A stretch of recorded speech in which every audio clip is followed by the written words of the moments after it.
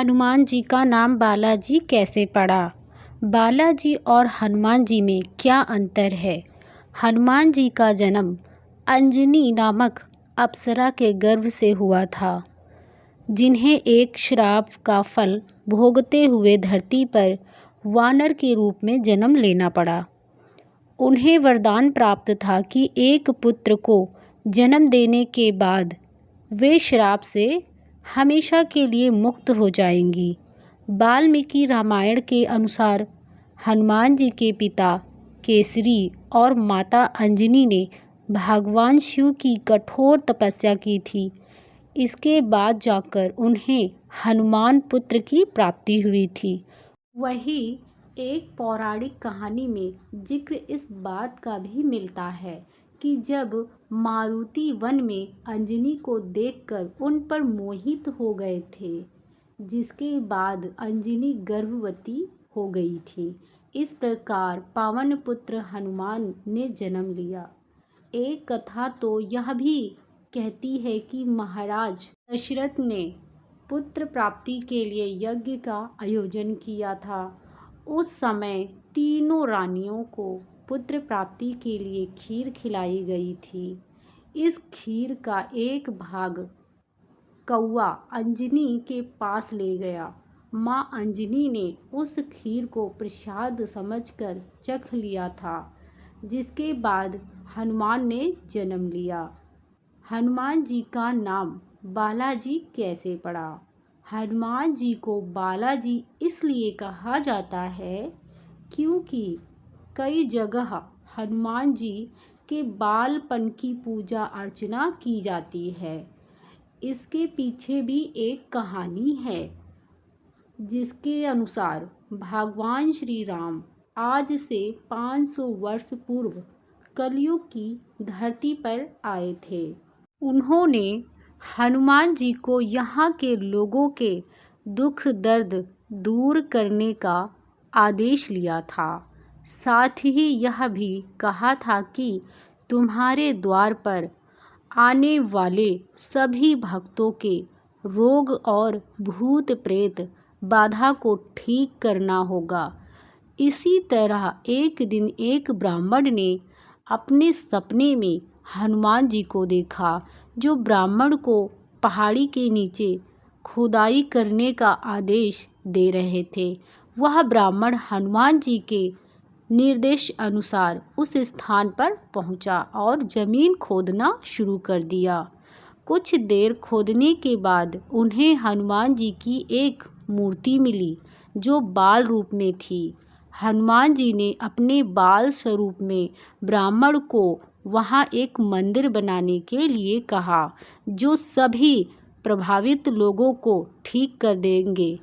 काला जादू, शोक या गंभीर बीमारी के शिकार लोगों को इन सभी समस्याओं से छुटकारा दिलाएंगे। इस प्रसंग के बाद से ही हनुमान जी के बाल स्वरूप की पूजा की जाने लगी। ऐसा भी माना जाता है कि कलयुग में बालाजी में ही भगवान राम निवास करते हैं। बालाजी और हनुमान जी में अंतर है। बालाजी हनुमान का बाल स्वरूप है, जबकि हनुमान उनका प्रौढ़ अवस्था रूप है। बालाजी स्वभाव से बेहद चंचल और शरारती प्रवृत्ति के माने जाते हैं, जबकि हनुमान जी दृढ़ संकल्प, जो अपने उद्देश्य को पूरा करने के बाद ही दम भरते हैं।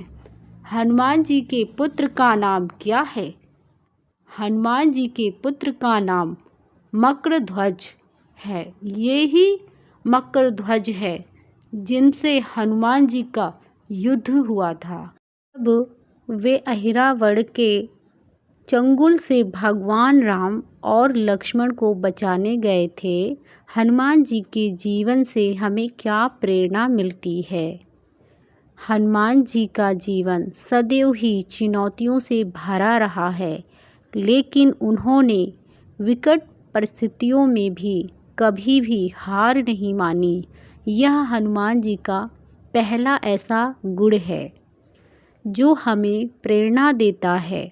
उन्होंने हर उस कार्य और इच्छा को पूरी दृढ़ता के साथ पूरा किया, फिर चाहे सूर्य को फल समझकर खाने की भूल हो या लक्ष्मण के प्राणों की रक्षा के लिए उठाया गया पर्वत हो। दूसरा गुण है सेवा भाव का। उन्होंने अपने प्रभु श्री राम की सेवा में कोई कसर नहीं छोड़ी। उनमें सेवा का भाव इतना अधिक था कि वे अहिरावण से भगवान राम और लक्ष्मण को बचाने के लिए अपने पुत्र तक से लड़ गए। तीसरा गुण जिसे हमें सीखने की ज़रूरत है वह है निडरता। वे हर बुरे संकट में निडर होकर लगे रहे।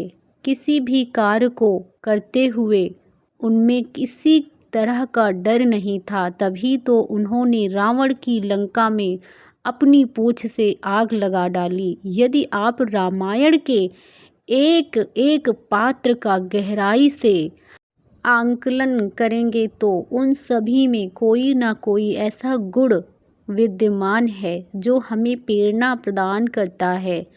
हनुमान जी शिव के कौन से अवतार हैं? हनुमान जी भगवान शिव के 11वें अवतार रुद्र अवतार हैं।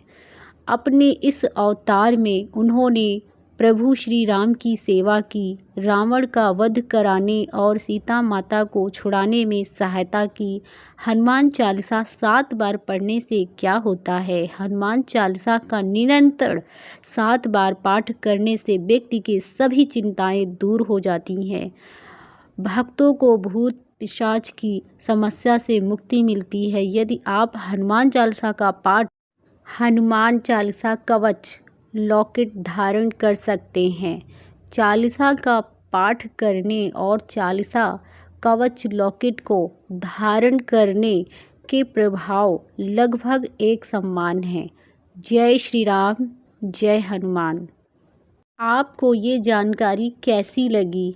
कृपया करके कमेंट में ज़रूर बताएं। वीडियो पसंद आया हो तो लाइक करें और ऐसी ही वीडियो देखने के लिए हमारे चैनल को सब्सक्राइब करें। कमेंट बॉक्स में जय श्री राम ज़रूर लिखें। आप सभी को हनुमान जयंती की शुभकामनाएं।